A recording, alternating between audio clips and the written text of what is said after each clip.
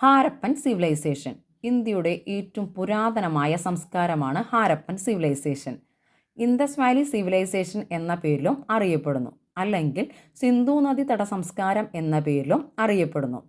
Indus റിവറിൻ്റെ തീരത്താണ് ഈ സംസ്കാരം ഉടലെടുത്തത്. ഹാരപ്പൻ സിവിലൈസേഷൻ ഡിസ്കവർ ചെയ്യപ്പെട്ടത് 1920-22 കാലഘട്ടത്തിലാണ്.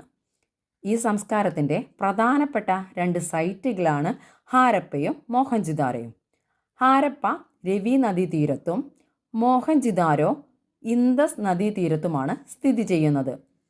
ഹാരപ്പ എന്ന സൈറ്റ് കണ്ടെത്തിയത് DR സാഹിനിയും മോഹൻജിദാരോ എന്ന സൈറ്റ് കണ്ടെത്തിയത് RD ബാനർജിയുമാണ്.